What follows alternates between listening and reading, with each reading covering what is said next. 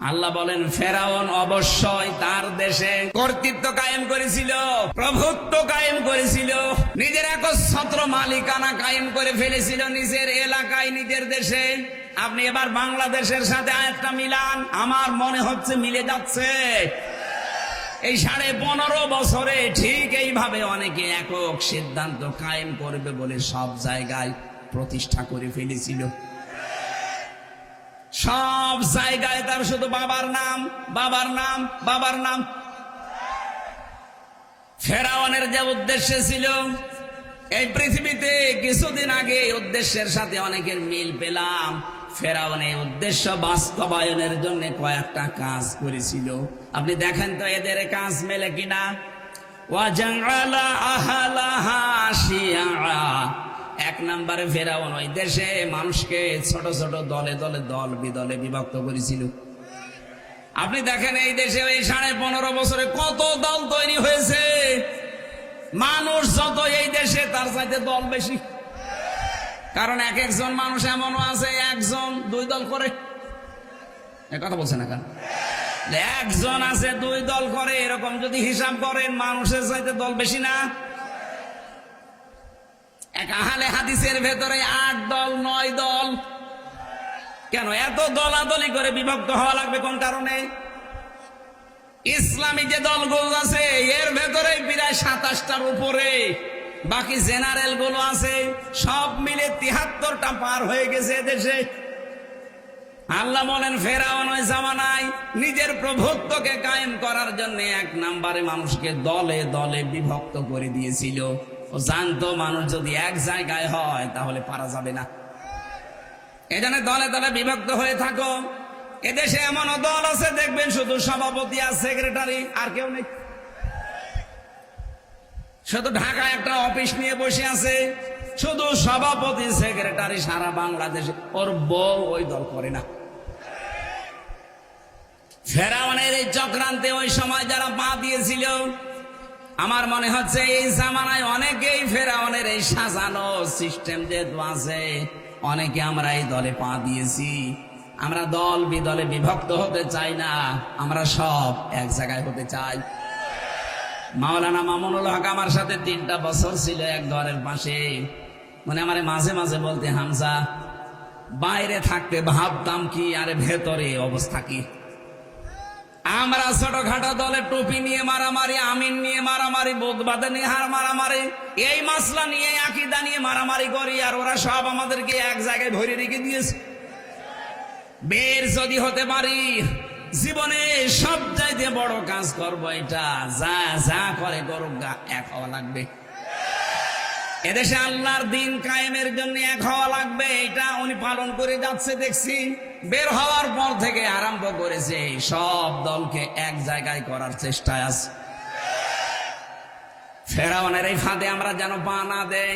উনি তো জ্ঞানী মানুষ, শিক্ষিত মানুষ, সাইকুল হাদিসের বেটা, সাইকুল হাদিস, উনি তো জ্ঞানী, বুঝেছেন। এই জন্য উনি সব দলকে ডাক দিচ্ছেন যে আসেন আমরা এক হই। এটা ফেরাউনের একটা চক্রান্ত। আমাদেরকে দলে বিদলে বিভক্ত করে আমাদের মাথায় কাঁঠাল ভেঙে ওরা খাবে কিয়ামত পর্যন্ত। আমরা এই সুযোগ দিতে চাই না। এদেশে কারো লাগবে না, শুধুমাত্র ইসলাম যারা মেনে চলে, বিশ্বাস করে, তারা এক হয়ে যাক।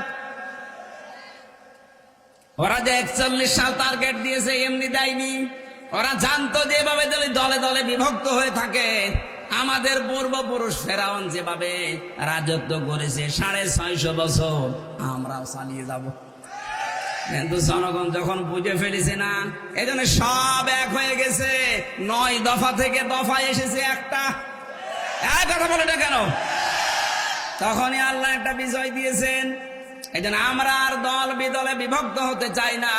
হ্যাঁ, এদেশে আমাদের মতের পার্থক্য থাকতে পারে, কিন্তু দলের পার্থক্য থাকবে না। বলেন। আর এইটা আমার যতটুকু, আমি বারবার বলছি এই কারণে, কারণ আমি দেখেছি এই দেশে এটা সব চাইতে বেশি আছে বাংলাদেশ জামাত ইসলামের ভেতরে। আপনি দেখেন এর ভেতরে আহলে হাদিস আছে, হানাফি আছে, হাম্বলি আছে, সারা দেশের ভেতরে। আমি ধরছি আপনার রাজশাহীর অধ্যাপক মুজিবুর রহমান, উনি আহলে হাদিসের মানুষ। কথা বলছেন কেন? আমাদের সেক্রেটারি জেনারেল অধ্যাপক মিয়া গোলাম পরোয়ার খুলনার, উনি হানাফি মানুষ, হানাফি মাযহাব মেনে চলে। কিন্তু এই দুইজন যখন এক জায়গায় হয় একামতে দিনের ব্যাপারে, তখন আর কোনো ফতোয়া নেই, সকলে এক। আমরাও তো এটাই চাই। আপনার মত পার্থক্য ছোটখাটো বিষয়ে থাকবে, থাক, ওটা আপনার জায়গায় রাখেন। আপনি হাত বুকে বাঁধবেন না, নাভিতে বাঁধবেন না, ছেড়ে দেবেন না, কপালে বাঁধবেন, ওটা বাঁধেন। কথা বলছেন না কেন? কিন্তু এক জায়গায় হওয়া লাগবে। আনাকিমুদ্দিন এটার ব্যাপারে এখানে কোন রকমের ফতোয়াবাজি আর চলবে না। বলেন, এটা আমরা সামনে দেখতে চাই খুব তাড়াতাড়ি। এক লোক নামাজ আদায় করছিল মাগরিবের, আল্লাহু আকবার বলে হাত বেঁধেছে উনি বুকের উপরে। পেছনে ছিল হানাফি মাযহাবের একটা লোক। বলছে, হুজুর আপনার নামাজ হচ্ছে না কেন? আপনি কোথায় হাত বেঁধেছেন? পেছনে আসেন। ওরে পেছনে দেওয়ার পর সামনে গিয়ে আল্লাহু আকবার বলে নাবিতে। পেছনে আর একজন ছিল ইমাম মালিকের অনুসারী। বলছে, হুজুর আপনার নামাজ হচ্ছে না কেন? আমারে দেন। ও আল্লাহু আকবার বলে হাত ছেড়ে দিয়েছে। একটা লোক রাস্তা দিয়ে যাচ্ছিল, চিন্তা করছে এরা তো মারামারি করে মাগরিবের সময়টাই হারাবে। ওরা বলছে, ভাই আমি নিরপেক্ষ কোন দলে নেই, আপনি আমারে দেন নামাজ পড়াতে। ও আল্লাহু আকবার বলে হাত বেঁধেছে কপালে। তিনজন মুসল্লি বলছে, এতক্ষণ তো আমরা বুকে ছিলাম, নাভিতে ছিলাম, পেটে ছিলাম, আপনি যে একেবারে কপালে। লোকটা আফসোস করে বলে, ভাইরা আমার, চিন্তা করে দেখলাম আমাদের বুকে কোনো দোষ নেই, আমাদের পেটে কোনো দোষ নেই, নাভিতে কোনো দোষ নেই, যত দোষ আমাদের কপালের। কথা বলে না কেন? আমরা এই কপালের পরিবর্তন চাই। আমির জামাত ডাক্তার শফিকুর রহমান যেভাবে দৌড়াচ্ছে, যেভাবে এখলাস নিয়ে উনি কাজ করছে, আল্লাহর উপরে তাওয়াক্কুল করে, ওনার প্রতিটি কথার প্রথমেই দেখবেন সব ক্রেডিট আল্লাহর। এ কথা বলে না? সব ক্রেডিট প্রথমেই বলে আল্লাহর। কিন্তু আল্লাহর উপরে এত তাওয়াক্কুল না থাকলে কথা মুখ দিয়ে আসে না। অনেকে তো আল্লাহর উপরে তাওয়াক্কুল ভরসা ঈমান ছিল, কিন্তু ফসলে বরকত হলে বলতো মা দুর্গা গজে ছড়িয়ে এসেছে। এই একটা তাওয়াক্কুল হইল। আর ওনার তাওয়াক্কুল দেখেছেন জেলখানায়, যে আমি প্রথমে ওনার সাথে ছিলাম 4 দিন এক রুমে, ওখানে চুরি করে মোবাইলে ছোট মোবাইল নিয়ে আসা যায় কারারক্ষে। এটা আবার বলে ফেললাম, থক্কু ওই আছে কিছু লোকজন টাকা পয়সা দিয়ে এগুলো করায়। আমাদের যেহেতু মোবাইল সরকারিটা দিত না, আমাদের কয়েকজন, আমার মামুনুল হকের, সাখাওয়াত হোসেন রাজি, জামাত ইসলামের শ্রদ্ধাভাজন আমির এবং সেক্রেটারি জেনারেল মাওলানা রফিকুল ইসলাম খান, এই মানুষগুলো এক জায়গায় আমাদের দেবে না। অন্য যারা আছে মার্ডার করে গেছে, ধর্ষণ করে গেছে। এখন আমাদের তো কথা বলা লাগবে। 3টা বছর ফাঁসির কন্ডেম ছেলে থাকবো কি করে? ওই 2 নম্বরে কিছু মানুষ ছিল, বিশেষ করে যে শাহজাহান জল্লাদ, তো ছাড়া থাকতো, ওরা রাতে আটকে দিত। আরো কিছু কিছু মানুষ আছে, আমি নাম নিলাম না এই মানুষগুলো। এদের কাছে মাঝখানে বলার পরে একদিন ওনারে বললাম যে, স্যার এক কাজ করি, এখানে মোবাইল পাওয়া যায় গোপনে, আমি ছোটটা আপনারা এনে দিই টাকার মাধ্যমে, আপনি একটু বাড়িতে খোঁজ নেন কি অবস্থা। আমার বলছে, হামজা বাড়িতে কার কাছে খোঁজ নেব? বললাম, কেন আপনার ছেলে তো জেলে আছে, আপনার ম্যাডাম তো হাসপাতালে ভর্তি আছে, একটু খোঁজ নেবেন না? ওই দিন আমার শুনিয়েছে, হামজা যাদেরকে বাইরে রেখে এসেছি সব আমি আল্লাহর হাতে দিয়ে এসেছি। এই কথাটা বলা কত বড় ইমানের দরকার। এটা মুখে বলতে যত সহজ হচ্ছে, ওই জায়গায় থাকলে অত সহজে বলা যায় না।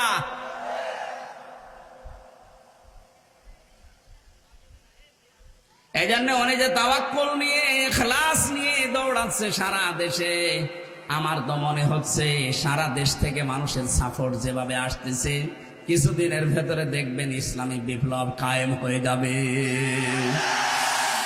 আমার জীবনের সবচাইতে বড় আকাঙ্ক্ষা, ইচ্ছা, তামান্না এইটা, আল্লাহ তুমি যাই করো করো, কোরআনের বিচার ব্যবস্থা, কোরআনের শাসন ব্যবস্থা এই দেশে কায়েম হয়েছে, এটা যেন দেখে মরতে পারি।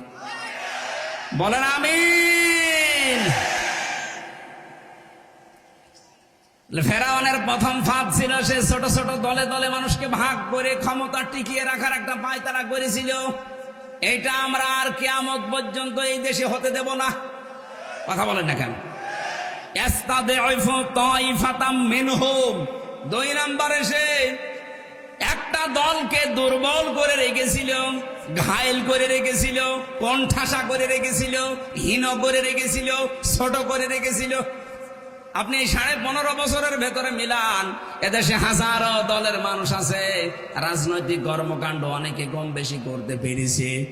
দেখলাম শুধুমাত্র একটা দলকে জালেমরা টার্গেট নিয়ে কোণঠাসা করে রেখেছে। আমার তো মনে হচ্ছে মিলে যাচ্ছে, খাপের খাপ, মমতাজের বাপ মিলে যাচ্ছে না? আল্লাহ এতটুকু শেষ করেননি। ইউযাব্বিহু আবনাহুম ওয়া ইস্তাহয়ি নিসাহুম ইন্নাহু কানা মিনাল মুফসিদিন। ওই জামানায় ফেরাউন পুরুষদেরকে মেরে ফেলতো আর মেয়েদেরকে বাঁচিয়ে রাখতো। তাফসিরে 2টা কারণ দিয়েছে। 1 নম্বরে মেয়েদেরকে বাঁচিয়ে রাখতো ভোগ করার জন্য, দাসীবাদী বানানোর জন্য। 2 নম্বরে পুরুষদেরকে অকর্মা করে রাখতো আর মেয়েদেরকে কর্মসংস্থান তৈরি করে দিত। আপনি তাকান, এই দেশেও এটা আরম্ভ করেছিল অনেকে। পুরুষ মানুষ অনার্স মাস্টার্স করেও চাকরি পাচ্ছে না, আর মেয়ে লোক ম্যাট্রিক ফেল করে 3 জায়গায় চাকরি হয়। আমার তো মনে হচ্ছে আবহমান কাল থেকে, বিশেষ করে এই বাংলাদেশ জন্ম হওয়ার পর থেকে এটা আরম্ভ হয়ে গেছে। অনেকেই কোরআনের ভাষা না বোঝার কারণে আন্দাজে রাগ করে।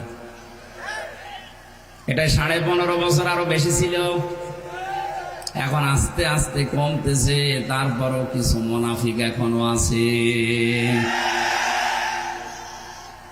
সেদিন কুষ্টিয়াতে সাদিকুর রহমান আজহারি মাওলানা তার অনুষ্ঠানে বাধা দিয়েছিল একজন নামধারী মুনাফিক।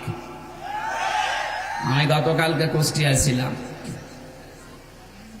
জানিয়েছে যে মানুষগুলো এখন জালেম হওয়ার পরে বিদায় নিয়েছে। যারা এতদিন মুসলিম ছিলেন তারা যদি এখন আবার জালেমের আচরণ করেন, আপনাকেও আল্লাহ কিন্তু বিদায় দিতে সময় নেবে না। যেন আমরা ভুল পথে যেন পা না দেই। আমরা মাজলুম আছি, আমরা যেন জালেম না হই। কোন মানুষ যদি জেনে বুঝে জালেমকে সাহায্য করে, জালেমের সাথে থাকে, অথচ লোকটা জানে যে লোকটা জালেম, নবীজি বলেন সে যেন ইসলাম থেকে বের হয়ে গেল। বলেন নাউজুবিল্লাহ। এই হাদিস অনুযায়ী বাংলাদেশে কত মানুষ ইসলাম থেকে খারিজ হয়ে গেছে, বের হয়ে গেছে, তার গণনা করে শেষ করা যাবে না। সুতরাং যারা বের হয়ে গেছেন আবার নতুন করে আসেন, আপনাদেরকে আমরা ওয়েলকাম জানাচ্ছি।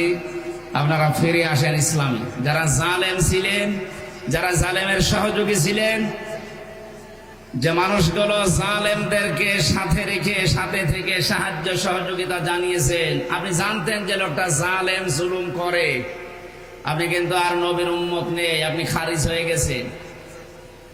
এরকম মানুষ এই এলাকায় আছে, এখানে আছে? একটু দেখে হাত তোলেন তো। না না, এরা সাথে মাতাল হলো তাহলে ঠিক আছে। সুতরাং আমরা বিশ্বাস করতে পারি এখানে কোনো জালেম নেই, জালেমের সহযোগী নেই। আমরা সব মাজলুম, আমরা সব কি? কোরআনের কথা শুনে আপনি মন খারাপ করবেন না, ভয় পাবেন না এবং রাগও করতে পারবেন না। হারাজনের 2য় ব্যাখ্যা হচ্ছে, হে নবী, কোরআনে কারীম যখন আপনি আরম্ভ করবেন মানুষের সামনে তাফসীর আকারে, ব্যাখ্যা বিশ্লেষণ সহকারে, এমন মানুষ এমন আছে আবাহমান কাল থেকে এক একটা জিনিসকে তারা ইবাদত মনে করে আসছে। আপনি যদি এখন কোরআনের তাফসীর করতে যান, এটা টিকবে না। কারণ তারা জুলুমের আবরণ দিয়ে, শিরকের আবরণ দিয়ে, বেদাতের আবরণ দিয়ে ওগুলো ঢেকে রেখেছিল।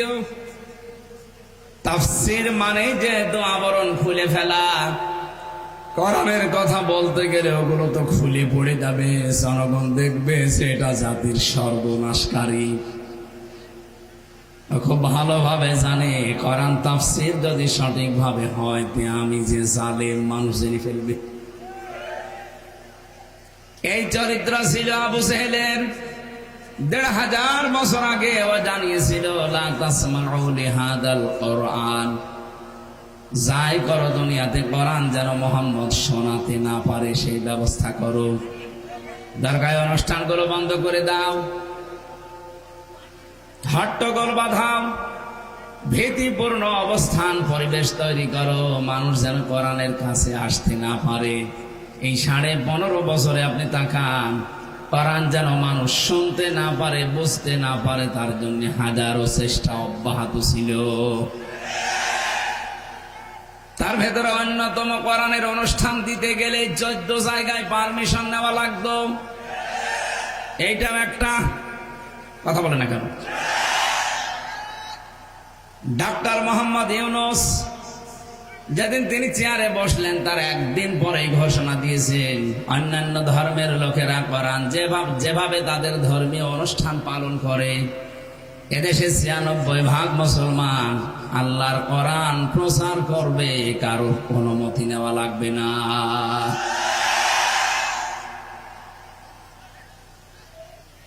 সুতরাং আমি যেটা বোঝাতে চাই, 1500 বছর আগে কাফেরেরা বাধা দিয়েছিল, মুশরিকরা বাধা দিয়েছিল, যারা কোরআনে কারীম জানতো যে প্রচার হয়ে গেলে আমাদের এই শয়তানি মানুষ ধরে ফেলবে।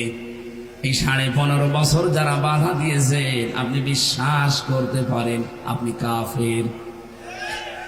কাফের মরে গেলে জানাজা হয়, কবরে দেওয়া হয়, এ কথা বলেন না কেন? কাফেরের মুশরিকের যেমন জানাজা লাগে না, কবরে দেওয়া লাগে না, যা করা লাগে আমরাও যারা 15.5 বছরে বাধা দিয়েছেন, আপনাদেরকে ওইটাই করব, যদি আপনি মুসলমান আবার নতুন করে না হন। কথা নরম ভাষায় বলেছি, যতদূর গিয়েছে আপনি টের না পেলেও যাদের মাথায় মগজ আছে টের পেয়েছে। ওই জামানায় আবু জেহেল ভালোভাবে বুঝেছিল মুহাম্মদ যেটা বলতে চেয়েছে, লা ইলাহা ইল্লাল্লাহু মুহাম্মাদুর রাসূলুল্লাহ। এটা যদি আমি মেনে নেই, আমার সে বানানো তৈরি করা নিয়ম নীতি আইন কানুন দিয়ে পরিবার সমাজ রাষ্ট্র চলছে, এটা আর চলবে না। ও বুঝেছিল, এই কারণেই ও বাধা দিয়েছিল। আমার তো মনে হচ্ছে 1500 বছর পরেও আবু জেহেলের প্রেতাত্মা যারা, তারাও বুঝে ফেলেছে কোরআনে কারীম যদি সংসদে যায়, তে আমাদের শয়তানি দেশে চলবে না।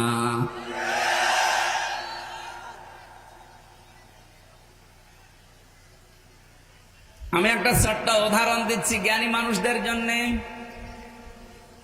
যারা এদেশে বলেন আমি কি নামাজ পড়ি না, আমি কি রোজা রাখি না, আমি হজ করে এসেছি। আপনি আমারে অন্য কিছু ভাবেন কোন কারণে? হ্যাঁ, শোনেন কি কারণে আপনাকে ভাবছি। 1000 বছর আগে এই পৃথিবীতে ফেরাউন নামে একটা লোক আমরা ছিল, জানি। শোনেননি কোনদিন? এই লোকটা যখন ডুবে যাচ্ছিল, হাত্তা ইযা দারাকাহুল গরক ক্বালা আমানতু আন্নাহু লা ইলাহা ইল্লাল্লাযী আমানাত বিহি বানু ইসরাঈল। ইলা আখিরি আয়াত। সূরা ইউনূসের 90 নম্বর আয়াতের মাঝের অংশে আছে, আল্লাহ পাক বলেন, ফেরাউন যখন ডুবে যাচ্ছিল, ওই সময় বলেছে আমি ঈমান আনলাম। কার উপরে? বনি ইসরাইলরা যার উপরে ঈমান এনেছে, আমি তার উপরে ঈমান এনেছি।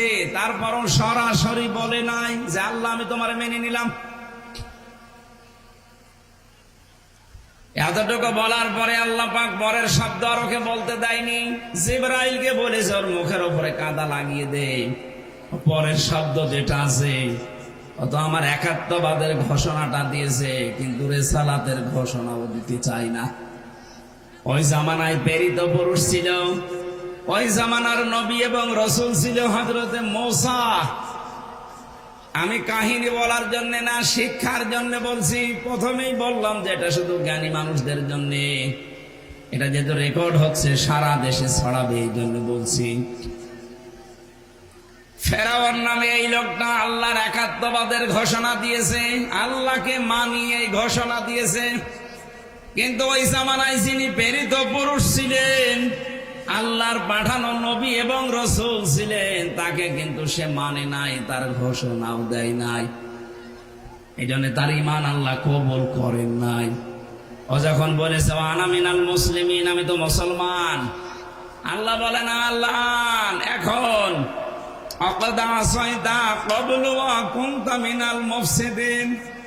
এর আগে তুই বড় ফ্যাসাদকারী ছিলি, সন্ত্রাসী, স্বৈরাচারী, তুই বড় জালেম ছিলি এই জামানায়। মুফাসসিরিন ইকরাম তাফসিরে কাবীরের ভেতর থেকে কয়েকটা শিক্ষা এখানে দিতে চেয়েছেন। ফেরাউনকে আল্লাহ কেন ঈমান দিলেন না?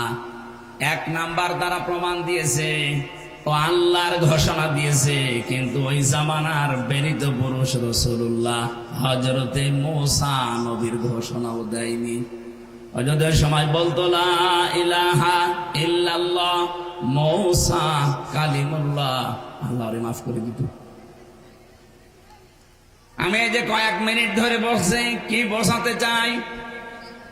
আমার নিজের ভাষা না, মুফাসসিরিন ইকরাম যে ভাষায় বক্তব্য দিয়েছে আমি ওইটা তুলে ধরছি, কাবীরের ভেতরে আছে। এখনো যদি কেউ আল্লাহকে স্বীকার করি, আল্লাহর কথা আমি মানি, এ কথা বলতে চাই, কিন্তু এই জামানার প্রেরিত পুরুষ যিনি মুহাম্মদুর রাসূলুল্লাহ, কথা বলেন না কেন? এই জামানার প্রেরিত পুরুষ কিয়ামত পর্যন্ত মুহাম্মদুর রাসূলুল্লাহ, সন্দেহ আছে আমাদের? আরো জোরে বলেন।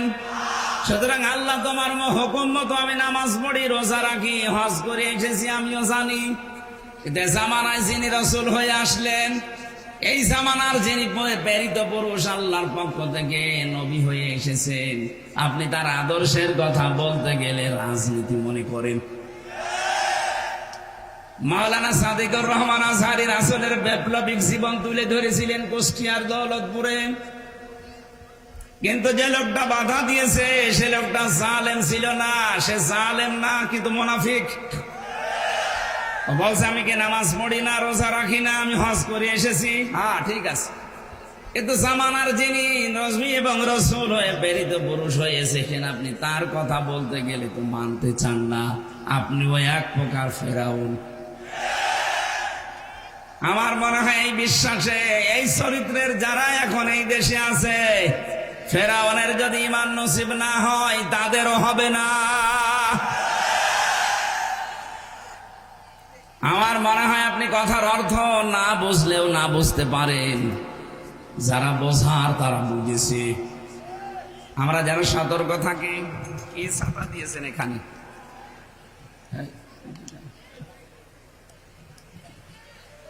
এই জায়গায় একটা কিছু দিয়ে দেন তো, একটা ইট দেন, এখানে একটা ইট দেন, একটা কিছু দিয়ে দেন, কাজ হয়ে পড়ে যাচ্ছে, এই যে রওশনের সাথে মতো হয়ে গেছে, একটা কিছু এখানে দিয়ে দেন।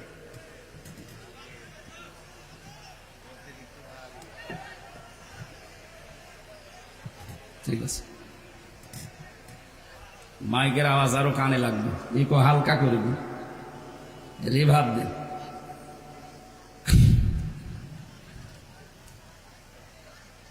সুতরাং দেশে যে সমস্ত ইবাদত বন্দেগী মানুষ বানিয়ে তারাচ্ছে, যারা জুলুম দিয়ে নিজেদেরকে ঢেকে রেখেছেন, কোরআনের তাফসীর করলেও ওই আবরণ খুলে যাবে। ওই সময় যেমন নবীজি কথা বললে আবু জাহেলের আবরণ খুলে যেত, ও যেহেতু জালেম ছিল। কথা বলেন না কেন? এখনো যারা জালেম ছিলেন, কোরআনের কথা বলতে গেলে আপনার আবরণও খুলে যেত। মানুষ বুঝতো যে আপনি দুর্নীতিবাজ, আপনি মানুষের বউ নিয়ে ভেগে গেছেন, আপনি শিরকে আছেন, বেদাতে আছেন, কুফরেতে আছেন। ওই জামানায় যেমন আবু জাহেল বুঝে শুনে বাধা দিয়েছে, আপনারাও বুঝে শুনে বাধা দিচ্ছেন। মনে মনে বলতে পারে কি, আমি তো আল্লাহ একজন আছে বিশ্বাস করি, এ বিশ্বাস আবু জাহেলেরও ছিল। কোরআনে কারীম জানিয়েছে, ওয়ালা ইন সালতাহুম মান খালাকাস সামাওয়াতি ওয়াল আরদ লা ইয়াকুলুন্না আল্লাহ। হে নবী, আপনি যদি ওদেরকে জিজ্ঞাসা করেন আসমান আর জমিন কে বানিয়েছে, ওরা গ্যারান্টি দিয়ে বলবে আল্লাহ বানিয়েছে। তাহলে আল্লাহ একজন আছে, এ কথা আবু জাহেল জানতো না? বলেন না কেন? আমরাও যদি ওই রকম আচরণ করি, ওর যদি জুলুম করার কারণে ঈমান নসিব না হয়, ওকে কিন্তু বারবার আল্লাহ সুযোগ দিয়েছিলেন। আব্দুল্লাহ বিন মাসউদ বলেন, আমি তিনবার তাকে সময় দিয়েছি, তাকে মেরে ফেলার আগে, জবাই করার আগে, হত্যা করার আগে 3বার তার সময় দিলাম যে কালেমাটা পড়েন। আমি নবীর কাছে বললে নবীজি মাফ করে দেবে। তিনবারই আবু জেহেল এই জবাব দিয়েছে, আব্দুল্লাহর বেটা মোহাম্মদ তোদেরকে জাদু করেছে, আমার পর্যন্ত আসতে পারে নাই। এ কথা বলার পেছনে কারণ আছে কয়েকটা। 1 নম্বর কারণ, যারা সারা জীবন জুলুম করে, এই জুলুমের পরিণতি হিসাবে আল্লাহ তাকে আর হেদায়েত দেয় না। আল্লাহু লা ইয়াহদিল কওমাজ জালিমিন, আল্লাহ কোন জালেমকে হেদায়েত দিচ্ছে না, দেবেও না। এই জন্য আবু জেহেলকে আল্লাহ হেদায়েত দেয়নি। প্রথম কারণ, সে ছিল সারা জীবনের জালেম। কথা বলেন না কেন? তিনবারের সুযোগ পাওয়ার পরে সে শুধরায়নি, আরো উল্টা করে নবীকে গালি দিয়েছে। আমার তো মনে হচ্ছে এটা শুধু ওই 1500 বছর আগেই না, এখনো অনেকে আবু জেহেলের মতো যারা জালেম তাদেরকেও জনগণ কয়েকবার সুযোগ দিয়েছে, কিন্তু তারা শুধরায়নি। আর ওদের কপালে হেদায়েত আছে বলে আমার মনে হয় না। হেদায়েত যদি থাকবে, যে কথাবার্তারা এখনো তেড়া তেড়া বলে কি করে, এখনো তো সোজা পথে আসে না। আপনাকে তো নরম হওয়া লাগবে আল্লাহর বিধানের সামনে, দ্বীনের সামনে। আর আপনার বৃদ্ধি আরো বাড়তেছে, ওখান থেকে হুমকি দেয় এই দেশের মানুষকে যে লিস্ট করে রাখো, আমি আসতেছি, আসেন। আপনার নামে যে লিস্ট তৈরি হয়েছে, গ্রেফতারি পরোয়ানা জারি হয়েছে, এদেশের আলেমদেরকে যেভাবে বিনা কারণে বছরের পর বছরে জেল খাটিয়েছেন, ফাঁসির কন্ডেম সেলের ভেতরে রেখে দিয়েছেন, বিনা কারণে একামতে দিনের মানুষগুলোকে ভুয়া একটা তথ্য সামনে নিয়ে এসে তাদেরকে ফাঁসি পর্যন্ত দিয়েছেন। আপনাকে দেশের জনগণ আপনার ওই বানানো আইন দিয়ে ফাঁসি দেবে, তাও জুলুম করে না, সঠিকভাবে।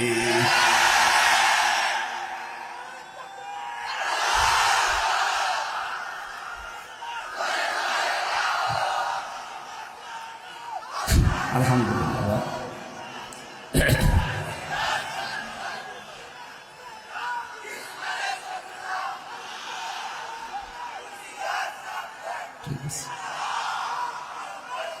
চাঁপাইনবাবগঞ্জবাসী মুসলমান ভাইরা আমার, এতক্ষণ পর্যন্ত আমার বলার পেছনে একটাই কারণ ছিল, এদেশে যেহেতু এখনো অনেকে মুনাফিকি করছেন, আপনি শুধু নামাজ পড়ি, রোজা রাখি, হজ করে এসেছি, দান সাদকা করি, এটা তো আল্লাহর বিধান মেনে নিলেন। কিন্তু তার প্রেরিত পুরুষ তো এই জামানায় একজন আছে, কিয়ামত পর্যন্ত যার নাম আল্লাহ দিয়েছেন, কুল ইয়া আইয়ুহান্নাসু ইন্নী রাসূলুল্লাহি ইলাইকুম জামিআন। নবী আপনি বলেন, তোমাদের সকলের জন্য আমি নবী এবং রাসূল হয়ে এসেছি। সুতরাং তার প্রেরিত নবী এবং রাসূলকে যারা মানেন না, তার মক্কার জীবন 13 বছরটা মানতে চায় অনেকে, উনি মায়ের খেয়েছিলেন 13 বছর, এটা আমি মানি।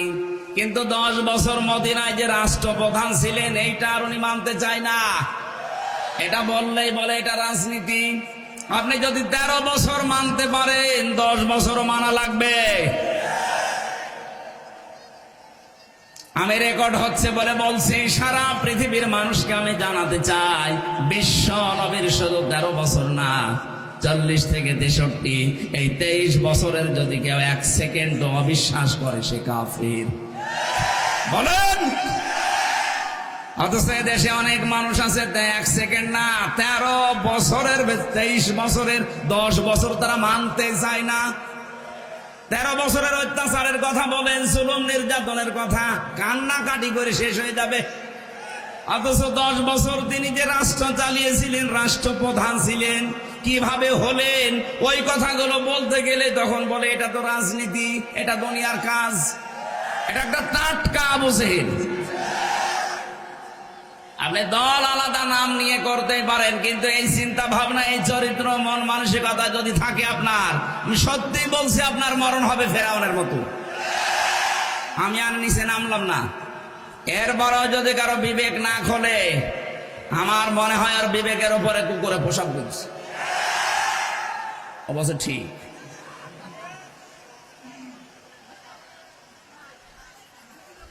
আপনারা দাদা বাবুদের পাশে আছেন, এই জন্য দাদাদের মতো কি মাথা আপনারও খারাপ হয়ে গেল? আমি কি বললাম আর আপনি বলছেন ঠিক। যারা বিবেককে কাজে লাগাবে না তারা জাহান্নামী। সূরা মুলকের 10 নম্বর আয়াতের শেষের দিকে আছে, অকালু লাউ কুন্না নাসমাউ আও নাকিলু মা কুন্না ফি আসহাবিস সাঈর। সাঈর নামক যে জাহান্নামের দরজা আল্লাহ বানিয়েছেন, এখানে যিনি দারোয়ান ফেরেশতা আছে, জিজ্ঞাসা করবে কেন আসলে জাহান্নামে? ওরা প্রথম বলবে আমরা আলেমদের কথা, নবীদের কথা যদি শুনতাম, আর আমাদের বিবেক, আমাদের আকল, আমাদের বুদ্ধি, বিবেচনা যদি আমরা কাজে লাগাতাম, আজ আমাদের জাহান্নামের সাঈর এই দরজা দিয়ে জাহান্নামে আসা লাগতো না। সুতরাং আমরা সতর্ক করছি, বিবেক যাদের মরে গেছে ওটা তো বাদ দিলাম, যাদের বেঁচে আছে বিবেকটা কাজে লাগান। জালেম যারা ছিলেন তাদের দুনিয়াও শেষ, আখেরাত তো শেষ হয়ে গেছে। কারণ জালেমদের বিরুদ্ধে কিয়ামতে আখেরাতে আল্লাহ নিজে বিচার করবেন মামলা দিয়ে। জালেমদের বিরুদ্ধে মামলা দায়ের করবে হামজা না, সরে বলেন তো কি? জালেমদের মামলার বাদী হামজা, বলেন কে? আরো জোরে, ইন্নামাস সাবিলু আলাল্লাযিনা ইয়াজলিমুনান নাস। যারা মানুষ হয়ে মানুষের উপরে জুলুম করেছে এদের বিরুদ্ধে মামলা দেবে, অভিযোগ দায়ের করবে, কেস করবে সরাসরি কে? তাহলে আয়াত দ্বারা বিশ্বাস করা যায় এই 15.5 বছরে যারা জুলুম করেছেন আপনি বিশ্বাস করে নিতে পারেন আপনি আল্লাহর মামলার আসামি। কথা বলেন না কেন? যারা ব্যারিস্টার আরমানকে 8 বছর আয়না ঘরে রেখেছেন, আমান আজমিকে 10 বছর আয়না ঘরে রেখে দিয়েছেন, আমার মতো হাজার হাজার আলেমকে জেল খাটিয়েছেন বিনা কারণে, আপনি বিশ্বাস করে লিখে নিতে পারেন যে আপনি আল্লাহর মামলার আসামি। বাংলার মানুষেরা কত কঠিন ভাষা আল্লাহর। ইন্নামাস সাবিলু আলাল্লাযিনা ইয়াজলিমুনান নাস, আমি নিজে মামলা দেব। সুতরাং যিনি পালিয়েছে উনি থেকে শুরু করে যারা এর দোষর ছিল প্রত্যেকে এই দেশে আল্লাহর মামলার আসামি।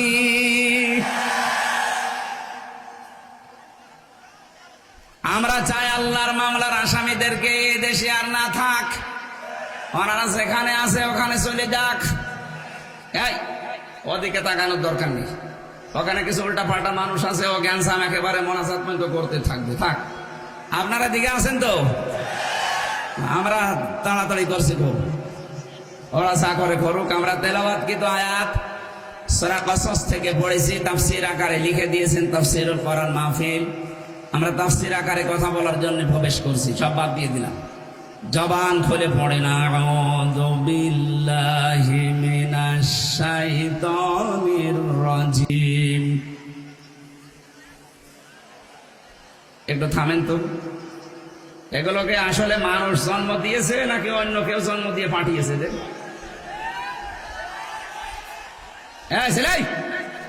দাঁড়িয়ে থাকলে গ্যাঞ্জাম করা লাগবে, কথা বলা লাগবে, দাঁড়িয়ে এরা দাঁড়িয়ে নেই। এটা রেকর্ড হচ্ছে, চাঁপাইনবাবগঞ্জের বদনাম হয়ে যাবে কালকে। ওগুলো মনে হয় অন্য জায়গা থেকে এসেছে, এই এলাকার মানুষ না। ওদের হয় বাড়ি চলে যেতে বলেন, না ওখানে বসতে বলেন। আমি 30 সেকেন্ড সময় দিলাম, এখানে ভলেন্টিয়ার নেই, একটা লাঠি হাতে নেন, ভণ্ডামি করার জন্য এসেছে। নেন লাঠি হাতে নেন, মাথার উপরে দিয়ে পিটান।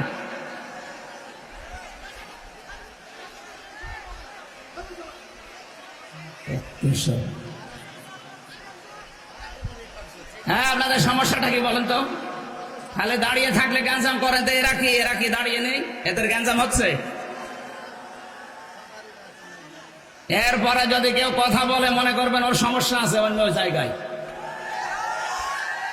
এখন নেন, আপনি নিজের জন্ম নিজে খারাপ করেন, নেন এবার কথা বলেন। আমরা কোরআনে প্রবেশ করছি আর ও গ্যাঞ্জাম করে পরিবেশ নষ্ট করছে।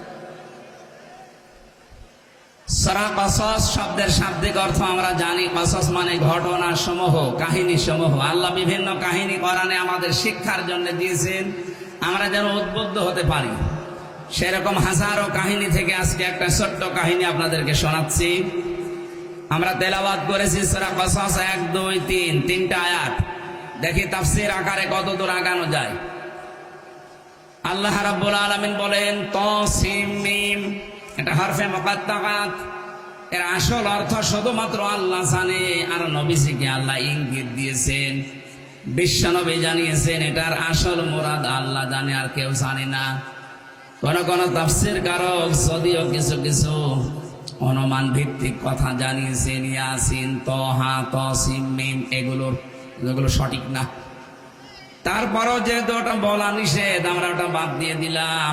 আল্লাহ বলেন তিলকা আয়াতুল কিতাবিল মুবিন, এটা স্পষ্ট কিতাবের আয়াত।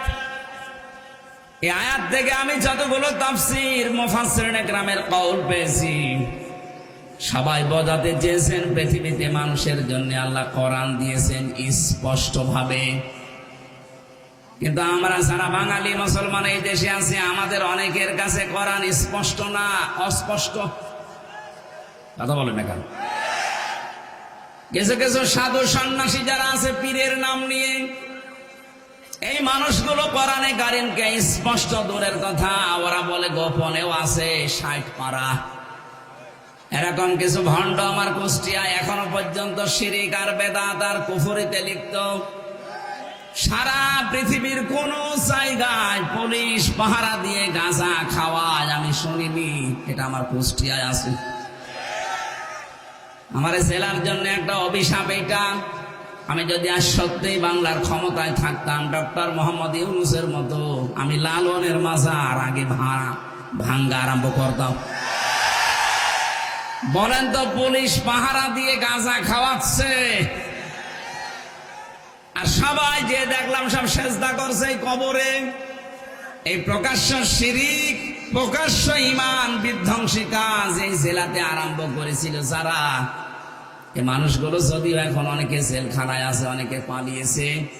এই শিরিক আমরা তুলে দিতে চাই। এখান থেকে প্রতিবাদ জানাচ্ছি, কুষ্টিয়ার লালনের মাজার সহ যত মাজার ব্যবসা আছে দেশে সব ভেঙ্গে গুড়িয়ে দেওয়া লাগবে।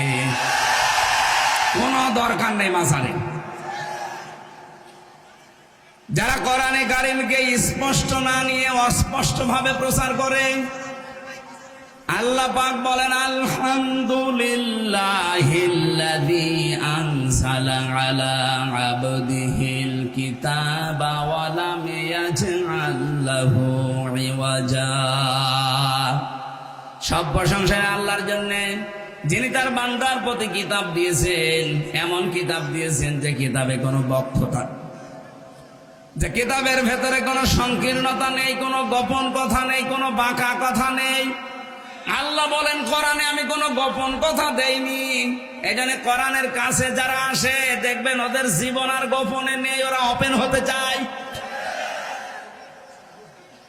অথচ এই কোরআন পড়ার পরও এই 15.5 বছরে আমরা দেখেছি অনেক মানুষ বলেছে হুজুর আমরা গোপনে আছি, এ জেলায় নেই, তারাও এখন ওপেন হতে চাচ্ছে।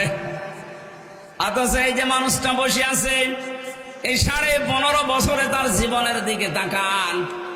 এই মানুষগুলো যেহেতু কোরআন তাদের কাছে স্পষ্ট, শপথ নেওয়ার আগে আমি দেখেছি পড়া কোরআনে কারীমের অধিকাংশ আয়াতগুলো অর্থ সহকারে তার জানা থাকা লাগে।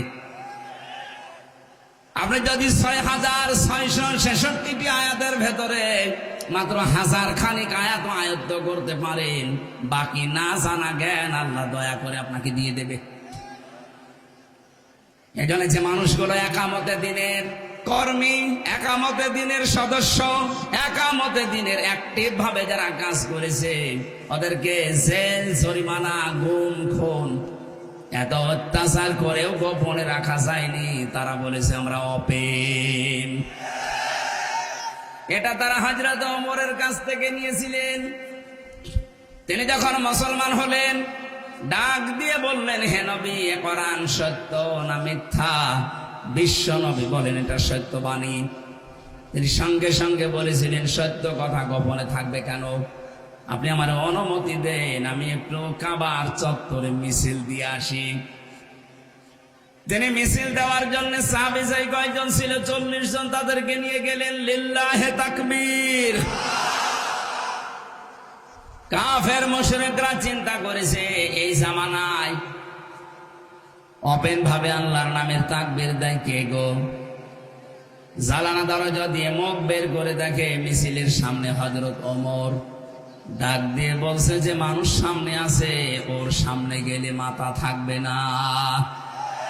আমার তো মনে হচ্ছে আগস্টের 5 তারিখের পর থেকে মুসলমানেরা যেভাবে আল্লাহর নাম আরম্ভ করেছে, অনেক জালেম কাফের মুশরিকরা ওই জামানার মতো ভয় পেয়ে গেছে। শুধু 64 জেলাতে 64টা ওমর দরকার। আর আমার মনে হচ্ছে 64 জেলাতে হাজার হাজার ওমরের উত্তরসূরি তৈরি হয়ে গেছে। এক ওমরের কারণে যদি ভয় পেয়ে ওই মানুষগুলো চুপসিয়ে যেতে পারে, এদের 1000 বছর পরে কোরআনে কারীম যারা পেয়েছে, যারা বুঝেছে, যারা এর কাছে ছিল, তারা তো আর গোপন না, তারা এখন ওপেন। আরো জোরে বলেন। তারাই ওপেন হওয়ার কারণে দিন দিন পার্সেন্টেজ বাড়তেছে। আগস্টের 5 তারিখের আগ পর্যন্ত দেশের জরিপ পেয়েছিলাম, মাত্র 100 জনের 15 জন মানুষ চাইতো এদেশে দিন কায়েম হোক।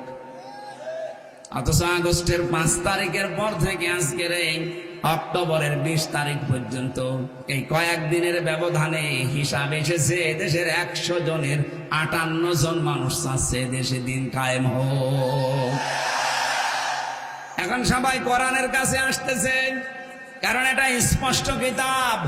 এর কাছে আসলেই মানুষ আর গোপনে থাকতে চায় না, সে ওপেন হতে চায়। আমরা যারা আছি, আমরা কি গোপনে আছি না ওপেন? আমরা কোনদিন আর গোপনে যাব? বলুন। জীবন যতদিন আছে আমরা শফিকুল ইসলাম মাসুদের মতো ওপেন হয়ে যাব, নুরুল ইসলাম বুলবুলের মতো ওপেন হয়ে যাব। মরা তো লাগবে, আজ হোক কাল হোক, কিন্তু আমরা মরণ চাই আল্লাহর দ্বীনের জন্য, শাহাদতের মরণ। আমি ওপেন ভাবে বলছি, এই দেশে কোন মানুষ যারা ইসলামী আন্দোলন করে, বিশেষ করে একামতে দিন নাম ধরেই বলি, যারা জামাত ইসলাম করে, একটা মানুষের মুখ থেকে এই কথা কোনদিন শুনেছেন যে আমরা জামাত ইসলামের প্রতিষ্ঠা চাই? না। আপনি যার কাছেই জিজ্ঞাসা করবেন, ও বলবে আমরা আল্লাহর দ্বীনের প্রতিষ্ঠা চাই। কেউ যদি বলেন যে আমি জামাতের প্রতিষ্ঠা চাই, আপনার ইমানের সমস্যা আছে। আমরা জামাত ইসলামের, বিএনপির, জাতীয় পার্টির, ইসলামী আন্দোলন, চরমনায়ের প্রতিষ্ঠা দেশে চাই না, আমরা চাই আল্লাহর দ্বীনের প্রতিষ্ঠা। কোরআনের চোখ আর হাদিসের চোখ লাগিয়ে দেখতে পাচ্ছি, এটা প্রতিষ্ঠা করে টিকে থাকার যোগ্যতা আল্লাহ এই দেশে জামাত ইসলামী বাংলাদেশকে দিয়েছে। এই কথা বোঝা লাগবে। একটা স্লোগান আছে, একটু সমস্যা, আল্লাহর আইন চাই, 7 লোকের শাসন চাই না। এখানে আর একটা যোগ্য শব্দ জোড়া লাগবে।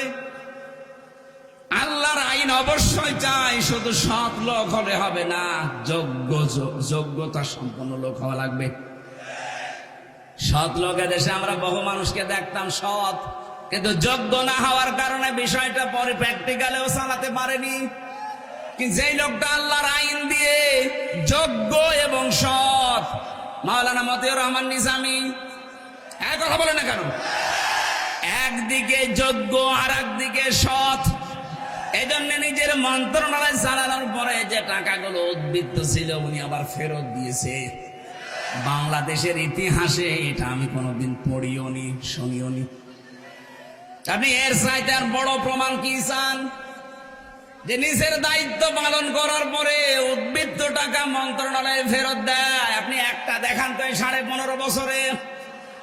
আর 14 বার বাজেট করে মেলে না, আবার চাই, আবার চাই, আবার চাই। কথা বলে না কেন? এদের ভেতরে সৎ মানুষ ছিল, কিন্তু যোগ্য মানুষ ছিল না। এই জন্য সালেহ এই শব্দটা কোরআনে যেখানে আল্লাহ দিয়েছেন, সলেহ মানে শুধু নেক না, সৎ না, সলেহ মানে যোগ্য। আর আমি বাস্তবে এই চোখ দিয়ে দেখতে পাচ্ছি এই দেশে জামাত ইসলামী বাংলাদেশ, ইসলামী ছাত্র শিবির, ইসলামী ছাত্রী সংস্থায় যারা আছে, এরা একদিকে সৎ আর একদিকে যোগ্য। এটা যদি মিথ্যা প্রমাণ করতে পারেন আমি কথা বলবো না। আপনি তাকান কোন জায়গায় তাকে লাগাবেন। যে যেই জায়গায় আছে ওই জায়গার জন্য সে একদিকে সৎ আর একদিকে যোগ্য। এই যে তিনটা দলের নাম বললাম, আপনি একটা নেশাখোর মানুষ যদি পান, বলেন তো এই দেশে যারা ইসলামী আন্দোলনে আছে একামতে দিনের, সে ছাত্র ছাত্রী সংগঠন হোক আর যারা মুরব্বিতে আছে তারা হোক, একটা মানুষ যদি দেখাতে পারেন সারা বাংলাদেশ মিলে যে ও মদ খায়, আমি এখনই আলোচনা বন্ধ করে দেব। এর চাইতে বড় চ্যালেঞ্জ আর কি দেওয়া যায়? আপনি যে দলে আছেন ওই দলের একটা লোকের চ্যালেঞ্জ দিতে পারবেন? আমরা দরবেশকে ভালো মনে করতাম, ও আল্লাহ দাড়ি কেটে নমো হয়ে গেছে, 36,000 কোটি টাকা মারিং কাটিং করিস, অন্যের বউ ভাগিয়ে এনেছে, জোরে বলেন সুবহানাল্লাহ। এই যদি হয় দরবেশের চরিত্র, বাকি যেগুলো ধরবেশ, এদের চরিত্র যে কত খারাপ আপনি টের পাচ্ছেন না। এদের চরিত্র খারাপ, তার পেছনের প্রমাণ এই যে 3 ইঞ্চি। কথা বলেন না কেন? আর একজনের তো বিসি উড়ে গেছে। চরিত্র খারাপ না হলে বিসিতে মারে মানুষ। আমি হাসি দেওয়ার জন্য বলি নাই, সালেহ শব্দের ব্যাখ্যাটা বললাম। যারা আলেম আছে তাদেরকে বলছি, এ দেশে যেহেতু চালানো লাগবে দেশটা সামনে, যত দল এই দেশে আছে আমি দেখতে পাচ্ছি একদিকে সৎ আর একদিকে যোগ্য এবং আল্লাহর আইন দিয়ে চালাতে পারে শুধুমাত্র জামাত ইসলামী বাংলাদেশ। আমি ওপেন ঘোষণায় দিয়ে দিলাম, এবার আপনি যা মনে লাগে করেন। 15.5 বছর তো দিয়েছিলেন, আপনি মাত্র 10টা বছর এদের হাতে তুলে দেন। 10 বছর পরে 36,000 কোটি টাকা না, 36 পয়সা যদি চুরি হয় আমি নাড়া করে ফেলবো। কারণ ওইভাবেই তারা তৈরি হয়েছে ছোটকাল থেকে। কোরআনে কারীম যাদের কাছে স্পষ্ট থাকে, এই মানুষগুলো যেহেতু গোপনে থাকতে চায় না, আমরাও এখন থেকে যারা কোরআনের কাছে আসব, কোরআন স্পষ্ট, আমরাও ওপেন হতে চাই। আমরা কি গোপন থাকতে চাই? আল্লাহর একটা সুন্দর কাহিনী শোনাচ্ছেন আমাদের শিক্ষার জন্য। এতদিন পর্যন্ত যারা হতাশ ছিলাম, দুর্বল হয়েছিলাম, তাদেরকে আল্লাহ জানাচ্ছেন, না তুলু আলাইকা, আমি তেলাওয়াত করে শোনাবো আপনাকে। কাকে? নবীজিকে আল্লাহ যদিও বলেছেন কিয়ামত পর্যন্ত নবীর উম্মতেরা থাকবে, তারা ওই আয়াতের মুখাতেব। আল্লাহ বলেন আমি তোমাদেরকে তেলাওয়াত করে শোনাবো, সুতরাং তেলাওয়াত করে শোনাতে চাচ্ছে কে? আরো জোরে বলেন। যেহেতু হামসার মুখ দিয়ে এটা শুধু অ্যাডভার্টাইজ হচ্ছে, সরাসরি কথা কার বলেন তো? আরো জোরে বলেন। আল্লাহ নিজে এসে তো এই চাপায়ের মাটিতে বসে বসে এভাবে বলা সম্ভব না, ওনার এটা শানের খিলাফ। কথা বলেন না কেন? ওই কথাটা যদি এখন আমি আল্লাহর এই কথা তেলাওয়াত করে আপনাদেরকে শোনাই, আল্লাহর কথা যেভাবে শুনতেন ওইভাবে শুনবেন। আল্লাহ আরম্ভ করলে আপনি কথা বলতে পারতেন, এরপরে যদি কেউ কথা বলেন আলোচনা চলাকালীন, আমি বিশ্বাস করবো আপনি মন থেকে শুনছেন না। আল্লাহ বলেন আমি তোমাকে তেলাওয়াত করে শোনাই, মিন নাবাই মূসা ওয়া ফিরআউনা বিল হাক্কি, মূসা এবং ফেরাউনের কাহিনী যথাযথভাবে সত্য যে কাহিনী ঘটেছিল দুনিয়ায়, তুমি তো ছিলে না ওই সময়, তোমাকে আমি শোনাই, মন দিয়ে শোনো। লিকাউমি ইউমিনুন, যারা বিশ্বাস করে ওই সম্প্রদায়ের জন্য এখানে কিছু শিক্ষা পাওয়া যাবে। আমার মনে হচ্ছে তা 1500 বছর আগে আল্লাহ নাজিল করে নবীকে শুনিয়েছেন। এখন আমার এই চোখে দেখতে পাচ্ছি এই বাংলাদেশ দেখে দেখে আল্লাহ এই নাজিল করলো এই আয়াতগুলো। কেবল আপনি একটু মিলান দেখবেন, ইন্না ফিরআউনা আলা ফিল আরদি, আল্লাহ বলেন ফেরাউন অবশ্যই তার দেশে কর্তৃত্ব কায়েম করেছিল, প্রভুত্ব কায়েম করেছিল, নিজের একচ্ছত্র মালিকানা কায়েম করে ফেলেছিল নিজের এলাকায়, নিজের দেশে। আপনি এবার বাংলাদেশের সাথে আরেকটা মিলান, আমার মনে হচ্ছে মিলে যাচ্ছে। এই 15.5 বছরে ঠিক এইভাবে অনেকে একক সিদ্ধান্ত কায়েম করবে বলে সব জায়গায় প্রতিষ্ঠা করে ফেলেছিল।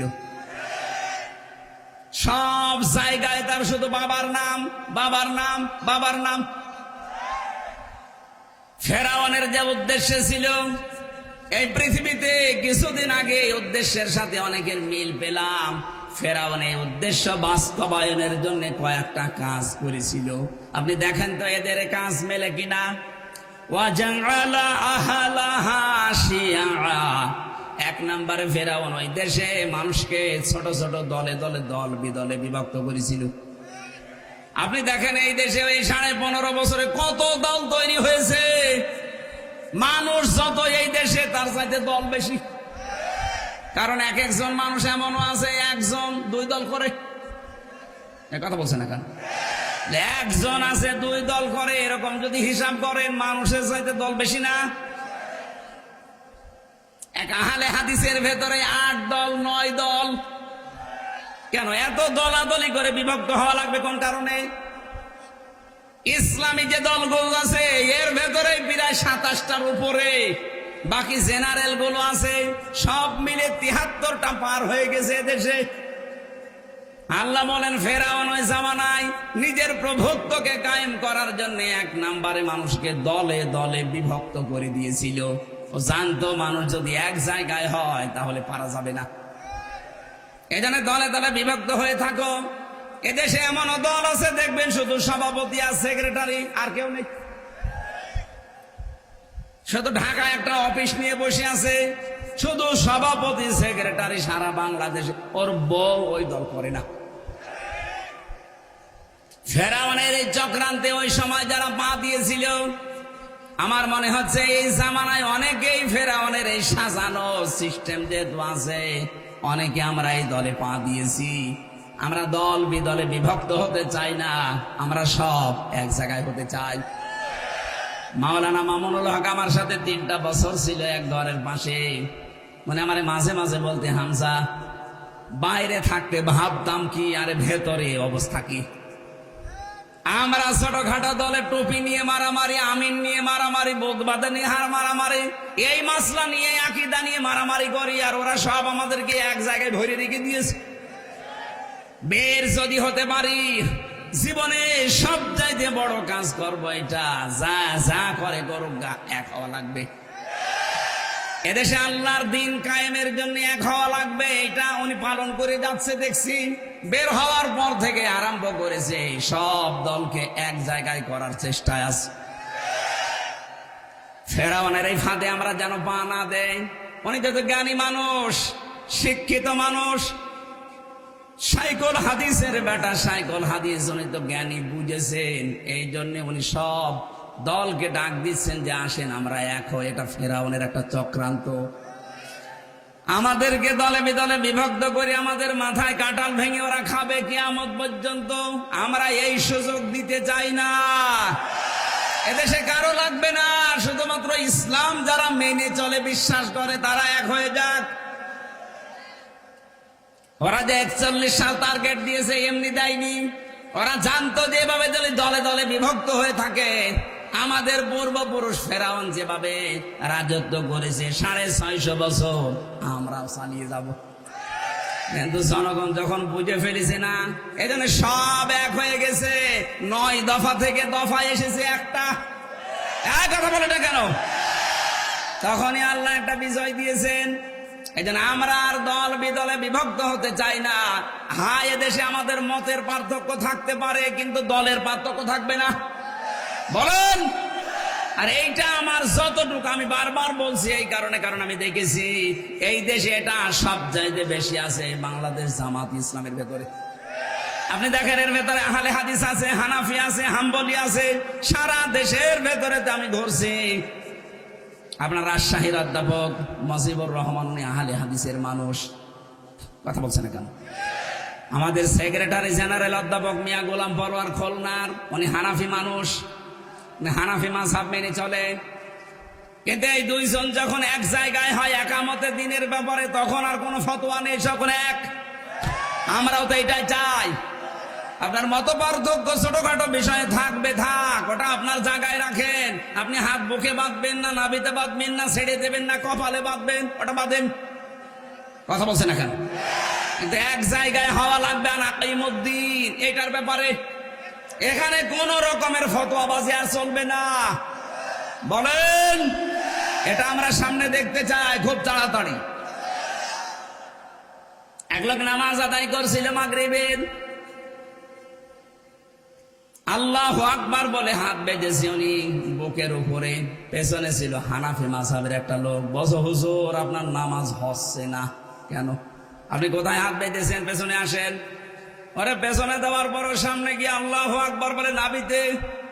পেছনে আর একজন ছিল ইমাম মালিকের অনুসারী। ও বলছে, হুজুর আপনার নামাজ হচ্ছে না কেন? আমারে দেন। ও আল্লাহু আকবার বলে হাত ছেড়ে দিয়েছে। একটা লোক রাস্তা দিয়ে যাচ্ছিল, চিন্তা করছে এরা তো মারামারি করে মাগরিবের সময়টাই হারাবে। ওরা বলছে, ভাই আমি নিরপেক্ষ কোনো দলে নেই, আপনি আমারে দেন নামাজ পড়াতে। ও আল্লাহু আকবার বলে হাত বেঁধেছে কপালে।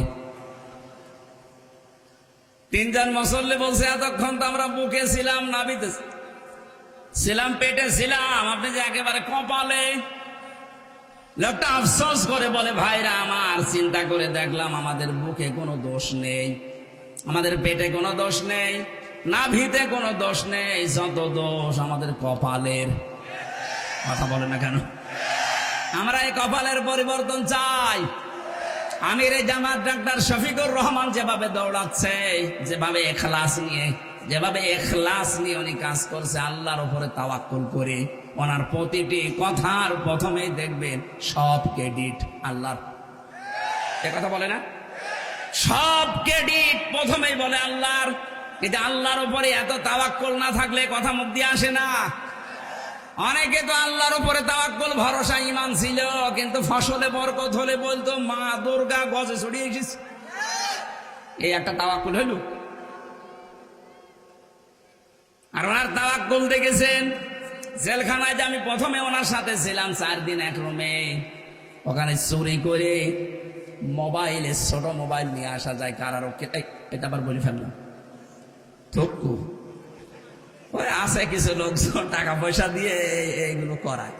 আমাদের যেহেতু মোবাইল সরকারিটা দিত না, আমাদের কয়েকজন, আমার মামুনুল হকের, সাখাওয়াত হোসেন রাজি, জামাত ইসলামের শ্রদ্ধাভাজন আমির এবং সেক্রেটারি জেনারেল মাওলানা রফিকুল ইসলাম খান, এই মানুষগুলো এক জায়গায় আমাদের দেবে না। অন্য যারা আছে মার্ডার করে গেছে, ধর্ষণ করে গেছেন। এখন আমাদের তো কথা বলা লাগবে 3টা বছর ফাঁসির কন্টেম সেলে থাকবো কি করে? ওই 2 নম্বরে কিছু মানুষ ছিল, বিশেষ করে যে শাহজাহান জল্লাদ, ও তো ছাড়া থাকতো, ওরা রাতে আটকে দিত। আরো কিছু কিছু মানুষ আছে, আমি নাম নিলাম না এই মানুষগুলো। এদের কাছে মাঝখানে বলার পরে একদিন ওনারে বললাম যে স্যার এক কাজ করি, এখানে মোবাইল পাওয়া যায় গোপনে, আমি ছোটটা আপনারা এনে দিই টাকার মাধ্যমে, আপনি একটু বাড়িতে খোঁজ নেন কি অবস্থা। আমারে বলছে, হামজা বাড়িতে কার কাছে খোঁজ নেব? বললাম, কেন আপনার ছেলে তো জেলে আছে, আপনার ম্যাডাম তো হাসপাতালে ভর্তি আছে, একটু খোঁজ নেবেন না? ওই দিন আমার শুনিয়েছে, হামজা যাদেরকে বাইরে রেখে এসেছি সব আমি আল্লাহর হাতে দিয়ে এসেছি। এই কথাটা বলা কত বড় ইমানের দরকার। এটা মুখে বলতে যত সহজ হচ্ছে, ওই জায়গায় থাকলে অত সহজে বলা যায় না।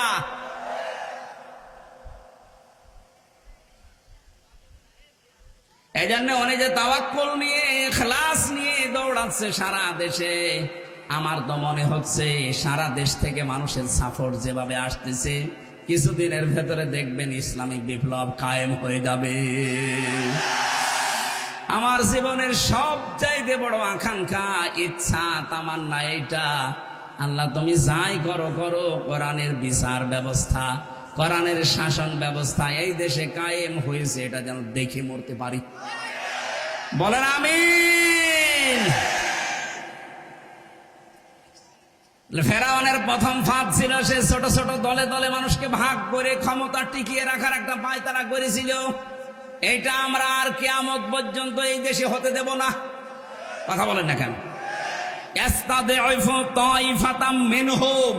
2 নম্বরে সে দলকে দুর্বল করে রেখেছিল, ঘায়েল করে রেখেছিল, কোণঠাসা করে রেখেছিল, হীন করে রেখেছিল, ছোট করে রেখেছিল। আপনি 15.5 বছরের ভেতরে মিলান, এদেশে হাজারো দলের মানুষ আছে, রাজনৈতিক কর্মকাণ্ড অনেকে কম বেশি করতে পেরেছে। দেখলাম শুধুমাত্র একটা দলকে জালেমরা টার্গেট নিয়ে কোণঠাসা করে রেখেছে। আমার তো মনে হচ্ছে মিলে যাচ্ছে, খাপের খাপ, মমতাজের বাপ মিলে যাচ্ছে না? আল্লাহ এতটুকু শেষ করেননি। ইউযাব্বিহু আবনাহুম ওয়া ইস্তাহয়ী নিসাহুম ইন্নাহু কানা মিনাল মুফসিদিন। ওই জামানায় ফেরাউন পুরুষদেরকে মেরে ফেলতো আর মেয়েদেরকে বাঁচিয়ে রাখতো। তাফসিরে 2টা কারণ দিয়েছে। 1 নম্বরে মেয়েদেরকে বাঁচিয়ে রাখতো ভোগ করার জন্য, দাসীবাদী বানানোর জন্য। 2 নম্বরে পুরুষদেরকে অকর্মা করে রাখতো আর মেয়েদেরকে কর্মসংস্থান তৈরি করে দিত। আপনি তাকান, এই দেশেও এটা আরম্ভ করেছিল অনেকে। পুরুষ মানুষ অনার্স মাস্টার্স করেও চাকরি পাচ্ছে না, আর মেয়ে লোক ম্যাট্রিক ফেল করে 3 জায়গায় চাকরি হয়। এর ভেতরে কয়েকটা সূক্ষ্ম ষড়যন্ত্র ছিল। 1 নম্বরে মেয়েরা যত বেশি বেশি নিজের স্বামী বাদ দিয়ে পরপুরুষের তত বেশি জেনা ব্যভিচার হওয়ার সম্ভাবনা থাকবে। হয় হাতের জেনা হবে, নাই মুখের জেনা হবে, নাই চোখের জেনা হবে, নাই অকল্পনার জেনা হবে, নাই অন্তরের জেনা হবে, নাই তো লজ্জাস্থানের। এক কথা বলেন না কেন? 15.5 বছর এটা আরম্ভ হয়েছিল, আমরা দেখি নাই? জেনার কারখানা খুলে বসেছিল। সম্মানিতা মা বোন যারা এসেছেন, আমি কোরআন হাদিস পড়ে চোখ লাগিয়ে যা দেখতে পাচ্ছি, এই বাংলাদেশের মেয়েরা যদি জাহান্নামে যায় বেশি বেশি বেপরদার কারণে যাবে। এই জন্য আপনি নামাজ পড়েন, রোজা রাখেন, স্বামীর আনুগত্য চাই করেন, পর্দাটা খেয়াল করে চলেন। ফাতেমাতুজ জহরা রাদিয়াল্লাহু তাআলা আনহাকে আল্লাহ জান্নাতের নেত্রী বানিয়েছেন, সরদারিনী বানিয়েছেন যে 2টা কারণে। 1 নাম্বার কারণ ছিল তিনি দুনিয়ায় সবচাইতে বেশি গুরুত্ব দিতেন পর্দা। কি বলেন বলেন? মেয়েদের জন্য 14 জন পুরুষের সাথে দেখা করা জায়েজ আছে, তাও মুখমণ্ডল, হাতের কবজি, পায়ের পাতা বাদ দিয়ে পুরা শরীর ঢেকে রাখা লাগবে। মেয়েদের এই চুলটা শুধু স্বামী বাদ দিয়ে পৃথিবীর কারো জন্য দেখানোর বৈধ না। সে নিজের ভাই হতে পারে, বাবা হতে পারে, নিজের চাচা হতে পারে, মামা হতে পারে। এরকম 14 জন পুরুষের নাম দেওয়া আছে। এদের কাছেও যদি আপনি দেখা করতে চান, কথা বলতে চান, পর্দা করা লাগবে। হ্যাঁ, মুখমণ্ডল, হাতের কবজি, পায়ের পাতা খোলা রাখতে পারেন, কিন্তু মাথার চুল খোলা রাখতে পারবেন না। অথচ আজ অনেকে অফিসে যারা যায়, বাজারে যারা যায়, ওখানে মনে হয় স্বামী বসে আছে। কথা বলেন না কেন? আমি নিচে নামলাম না। সূরা আহজাবের 33 নম্বর আয়াতে আল্লাহ জানিয়েছেন, 32 নম্বর আয়াতে, মেয়েরা যদি মোবাইলেও কথা বলতে চায় তাদের ভাষা কেমন হবে, আল্লাহ ওই ভাষার সিস্টেমটা জানিয়েছেন। ইয়া নিসান নাবিয়্যি লাস্তুন্না কাআহাদিম মিনান নিসাই ইনিত্তাকাইতুন্না ফালা তাখদা'না বিল কওলি ফায়াতমা'আল্লাযী ফী কলবিহি মারাদু ওয়া কুলনা কাওলাম মা'রুফা।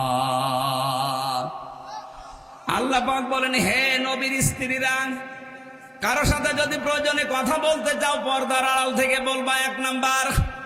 2 নম্বরে ভাষা হবে কর্কশ, রুক্ষ সূক্ষ্ম, কিন্তু কথা বলা লাগবে সঠিক কথা।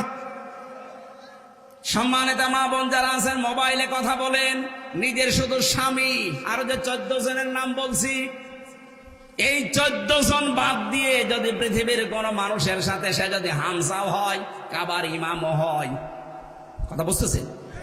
এদের সাথেও যদি কাবা শরীফের ইমাম আব্দুর রহমান সুদাইসি কল দিয়েছে আপনার মোবাইলে, যদি কথা বলতে চান, কথা মিথ্যা কথা বলবেন না, যা বলবেন সত্য কথা বলবেন, কিন্তু ভাষা হবে কর্কশ। কথা বলে না কেন? প্রশ্ন আসতে পারে, কাবার ইমামের মনও কি খারাপ? আরে খারাপ মানে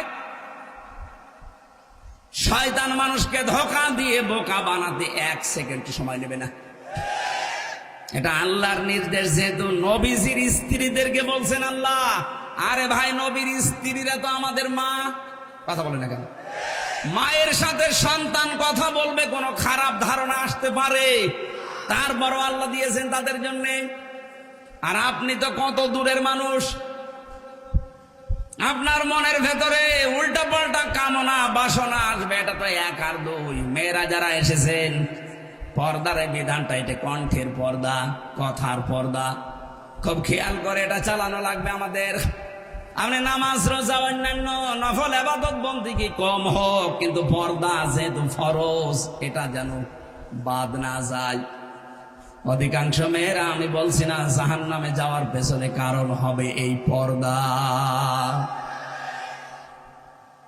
আজ যারা সমকামিতা চালু করতে চাচ্ছেন, কোথায় আছে পর্দা? তো অনেক দূরে। সমকামিতা যেটা প্রকাশ্য হারাম, লূত নবীর স্ত্রীকে আল্লাহ জাহান্নামে দিয়েছে সমকামিতাকে সাপোর্ট করার কারণে।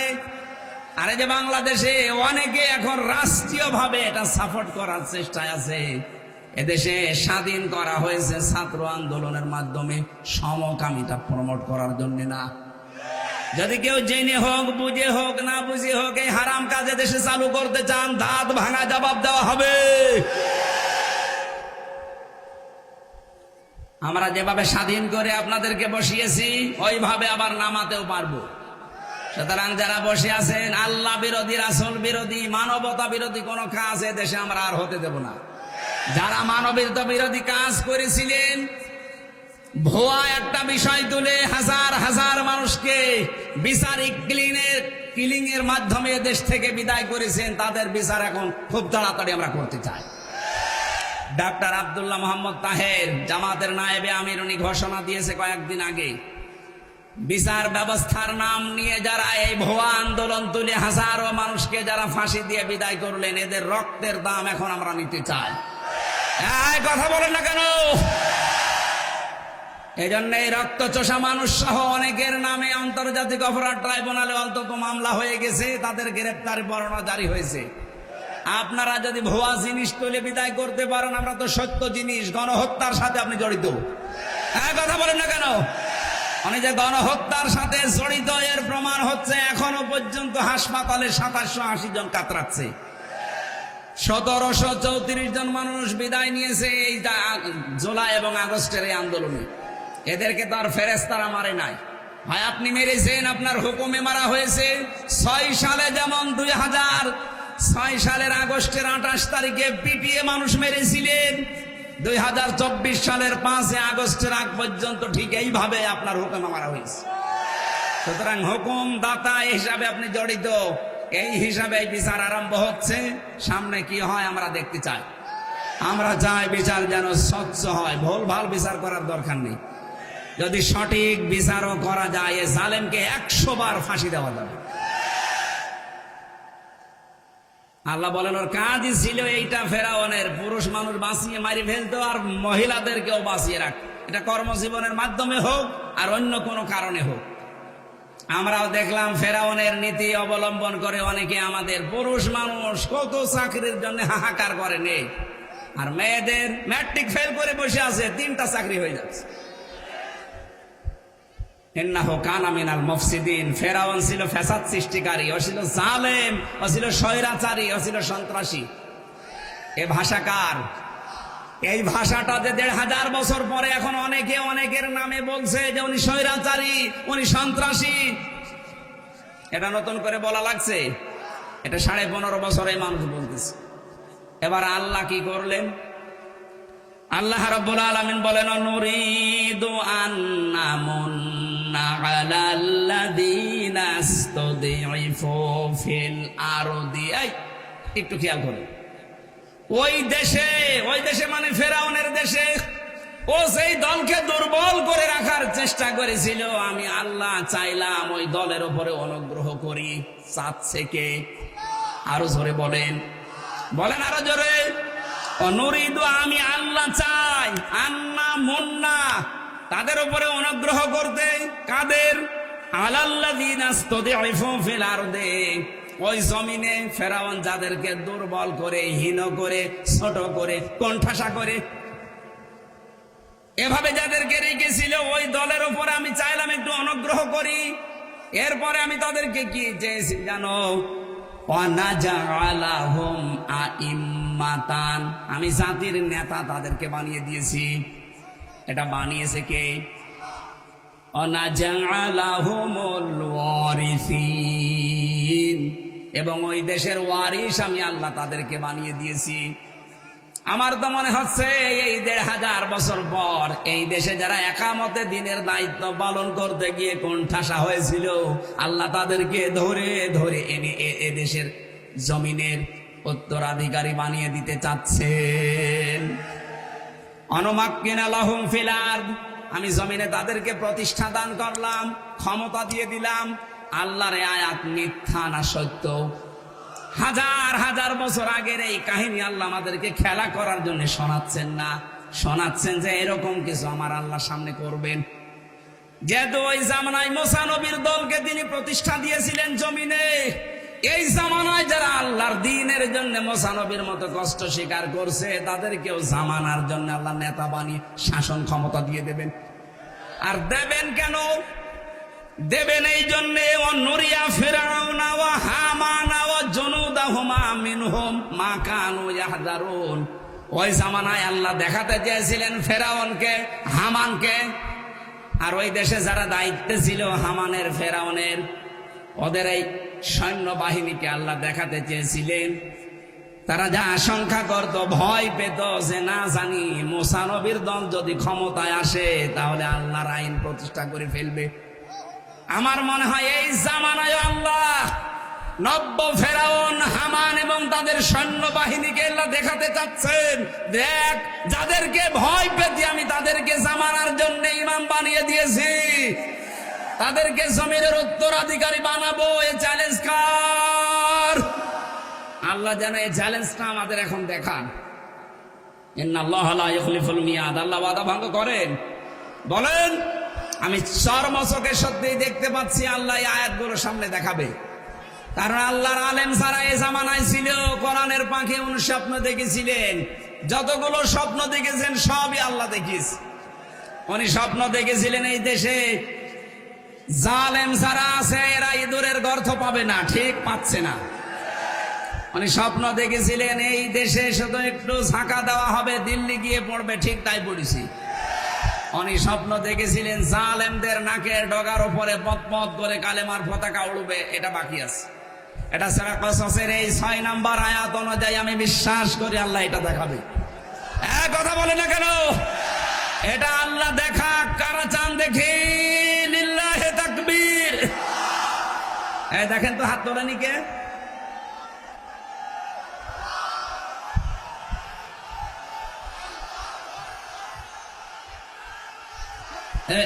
আলহামদুলিল্লাহ ভাই, বসেন।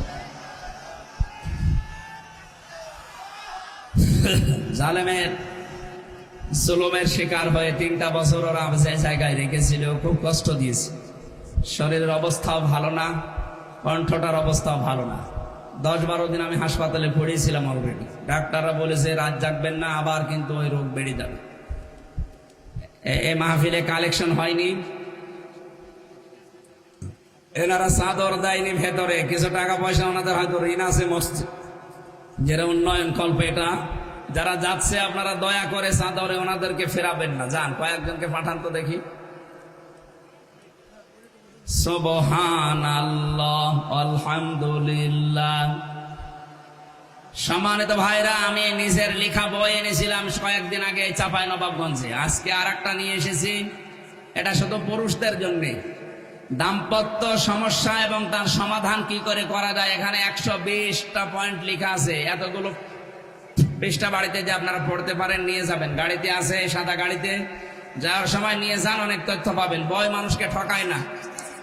মঞ্চেও আছে, ওই দিন ছিল 150 টাকা করে, আমি 100 টাকা কমিয়ে দিয়েছি, মাত্র 50 টাকা এখানে কমিয়েছে। ওনাদের খরচ হয়ে যায় তো 75-80 টাকা করে, এই জন্য আপনারা নিয়ে যান, 50 টাকা কমে গেছে। হ্যাঁ, 5 জন মুসলমান হওয়ার জন্য 5টা ভাই বোন এসেছে। লিল্লাহে তাকবীর, লিল্লাহে তাকবীর। অমুসলিমদের ভেতরে 5 জন এসেছে মুসলমান হওয়ার জন্য, ওনারা পরিবার সহ। আল্লাহ যেন তাদেরকে ইসলামের জন্য ওমরের মতো কবুল করেন, বলেন আমিন। ওনারা হয়তো পুরুষগুলো এসেছে, মহিলাগুলো স্টেজের পেছনে আছে, কই তাড়াতাড়ি নিয়ে আসেন। ও মেয়েদের বাচ্চাটা নিয়ে এসেছে, বাচ্চাদের পরিবার সহ। এই মেয়ে মাথাগুলো ঢেকে না ওর নদী। এই ভাই আপনারা বসেন, আজকে মাহফিলটা সাকসেস, বলেন আলহামদুলিল্লাহ। মাইকটা দেখি, মাইক নেই। হ্যাঁ তাকবীর দেন তো একটা ভাই, ওমরের মতো তাকবীর দেন লিল্লাহি তাকবীর।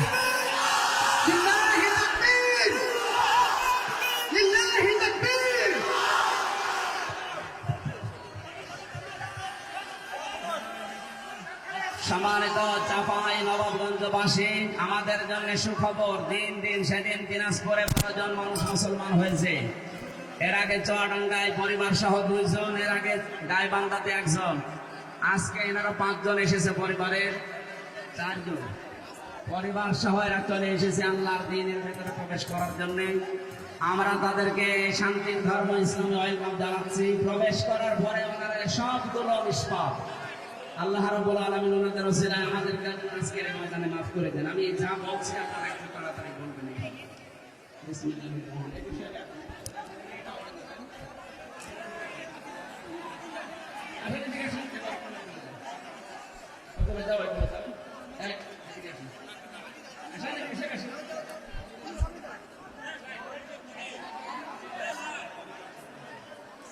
নাম কি আপনাদের? নাম একটা করে নাম।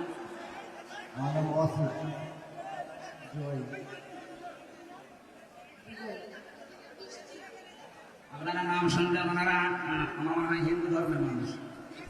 হ্যাঁ, আমরা ওনাদেরকে ইসলামে দীক্ষিত করছি কালেমার মাধ্যমে। বিসমিল্লাহির রহমানির রহিম। সবাই বলবেন আমার সাথে, আপনারা বলেন লা ইলাহা ইল্লাল্লাহু মুহাম্মাদুর রাসূলুল্লাহ।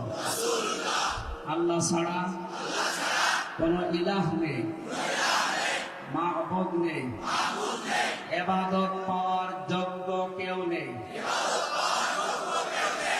মুহাম্মদ সাল্লাল্লাহু আলাইহি ওয়াসাল্লাম আল্লাহর নবী এবং প্রেরিত পুরুষ।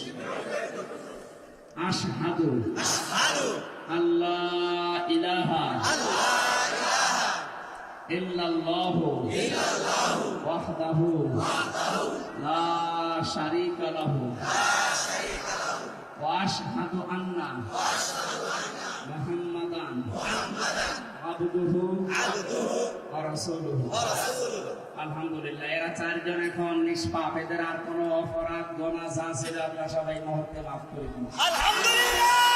এই নিষ্পাপ মানুষগুলোর জন্য সাথে নিয়ে মোনাজাত কর। মোনাজাত নাম কি সিলেক্ট করেছে? জি না, আপনি সিলেক্ট করে দেন, আপনি সিলেক্ট করে দেন। আমরা আল্লাহর নামের সাথে মিল রেখে, রাসূলুল্লাহর নামের সাথে মিল রেখে, সাহাবীদের নামের সাথে মিল রেখে ওনাদের নাম আমরা দিয়ে দিচ্ছি। এই কথা বলেন কেন? কি আশ্চর্য! আমরা এই যে ওয়াসিদ এই ভাইয়ের নাম আমরা আল্লাহর পছন্দনীয় নাম আব্দুর রহমান দিয়ে দিলাম আলহামদুলিল্লাহ। এনার ছোট আর একটা আছে, যেটা এটার নাম কি বললো? হ্যাঁ, জয়। এটা আবার আর এক ঝামেলা। ঠিক আছে, জয় সাহেবের নাম আমরা পরিবর্তন করে দিলাম, আজকে থেকে হুসাইফা। আর একজন আছে, ওনার ছেলে নাকি, ওনার নাম কি? বিজয়। জয় আর বিজয়। জয়ের নাম শুনে কে যেন বলেছিল না, ওর এক নমরুদ পয়দা হওয়া। যাই হোক, বিজয় এসেছে, ওনার নামটা পাল্টিয়ে দিচ্ছি আমরা। সাহাবীদের ভেতরে সবচাইতে বড় যোদ্ধা খালিদ, মেয়েটার নাম বৃষ্টি না, আমরা পরিবর্তন করে দিলাম নবীজির স্ত্রীর নাম আয়েশা। আমরা 4 জনকে যেন তাদের মতো বানিয়ে দেন। বসেন, আমরা মোনাজাত করব।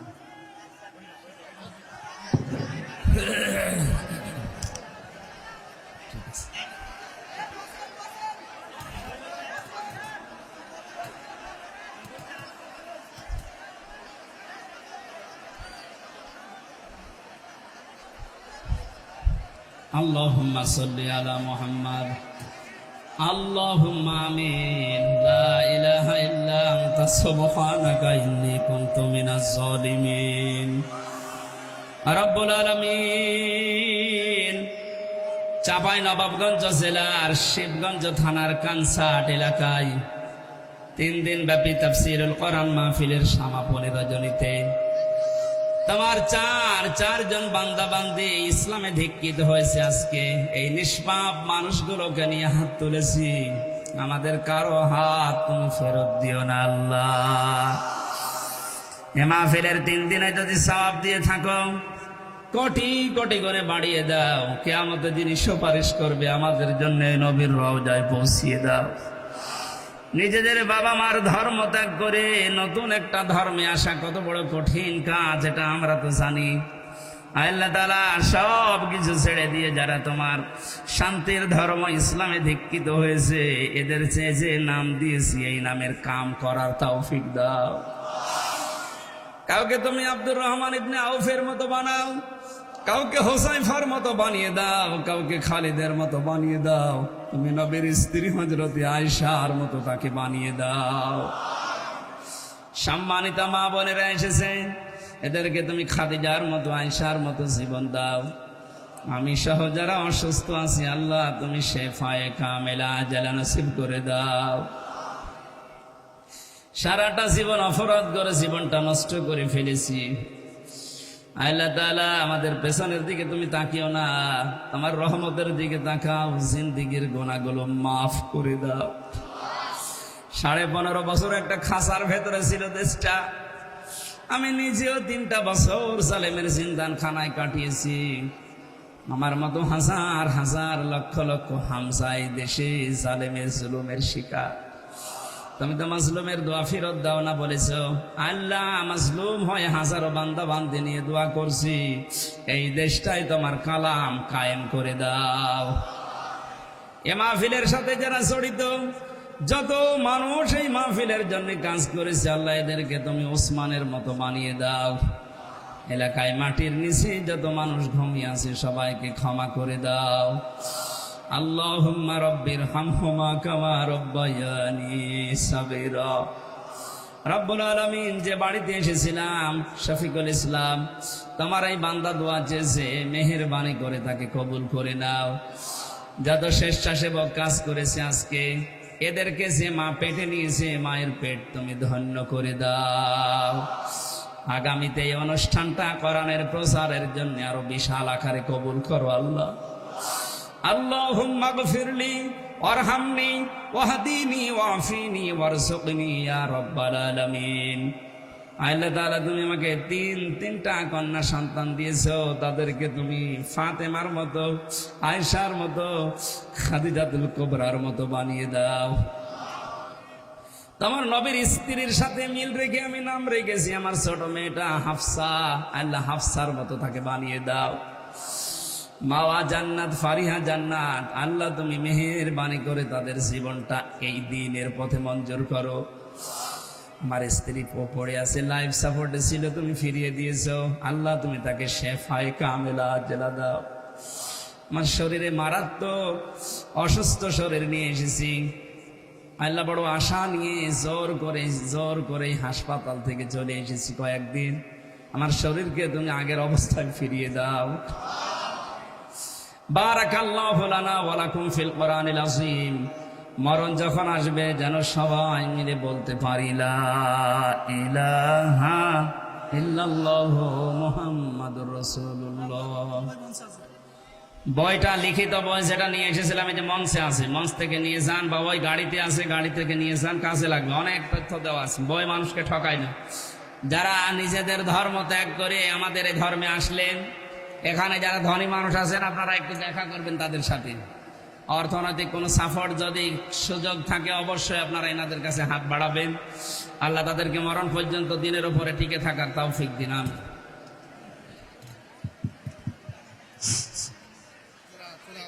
একটি সাইকেলের চাবি পাওয়া গেছে, একটি সাইকেলের চাবি পাওয়া গেছে। যার চাবি তিনি এসে মঞ্চ থেকে নিয়ে যাবেন। নাজমুল নামে একজন ছেলে হারিয়ে গেছে, বাড়ি নৌকাতলা। যদি কারো সন্ধানে থেকে থাকে আপনারা স্টেজের কাছে তাকে পৌঁছে দিবেন। নাজমুল নামে একজন ছেলে হারিয়ে গেছে, বাড়ি নৌকাতলা। যদি কারো সন্ধান